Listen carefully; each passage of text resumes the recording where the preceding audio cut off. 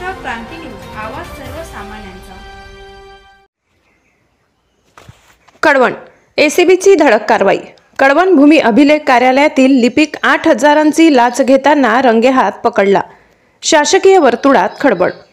न्यायालयाच्या आदेशानुसार केलेल्या जमिनीच्या मोजणीचा अहवाल वरिष्ठांकडे सादर करण्याच्या मोबदल्यात तब्बल 8,000 रुपयांची लाच मागणाऱ्या भूमी अभिलेख कार्यालयातील लिपिक विजय हनुमंत गवडी याला नाशिक लाचलुचपत प्रतिबंधक विभागाने रंगेहात पकडले। 3,000 रुपयांचा पहिला हप्ता स्वीकारताना गवडीला कळवण कार्यालयातच अटक करण्यात आली। या कारवाईने शासकीय वर्तुळात प्रचंड खळबळ उडाली असून लाचखोर लिपिकाविरुद्ध भ्रष्टाचार प्रतिबंधक कायद्यान्वये गुन्हा नोंद केला आहे। तक्रारदाराच्या वडिलोपार्जित जमिनीच्या विक्रीसंदर्भात कळवण न्यायालयात दिवाणी खटला सुरू होता। या प्रकरणात 25 नोव्हेंबर 2024 रोजी न्यायालयाने मोजणी करून अहवाल सादर करण्याचे आदेश दिले होते। त्यानुसार लिपिक गवडीने 21 मे 2025 रोजी मोजणी पूर्ण केली। मात्र अहवाल पुढे सादर करण्यासाठी गवडीने 8,000 रुपयांची लाच मागितली। यामुळे त्रस्त झालेल्या तक्रारदाराने थेट नाशिकच्या एसीबी विभागात तक्रार दाखल केली।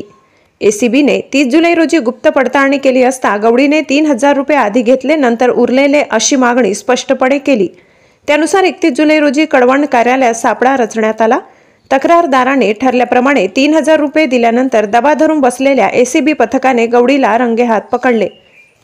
या कारवाईनंतर कळवण पोलीस ठाण्यात गुन्हा दाखल करण्यात आला असून गवडीच्या नाशिकमधील राहत्या घराची झडतीही सुरू आहे।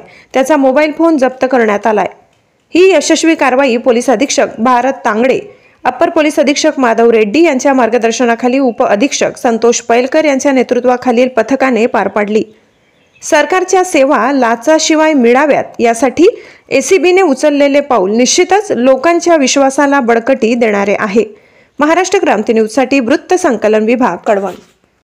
अशाच नवनवीन बातम्या पाहण्यासाठी आमच्या महाराष्ट्र क्रांती न्यूज या YouTube चॅनलला लाईक करा, सबस्क्राइब करा आणि बेल आयकॉनला प्रेस करा।